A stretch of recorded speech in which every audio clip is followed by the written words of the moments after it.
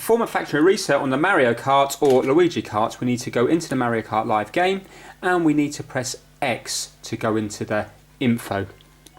And then if you have a look here, we have an option for kart and then restore factory settings. Another way to go into it is actually have the kart synced up to begin with.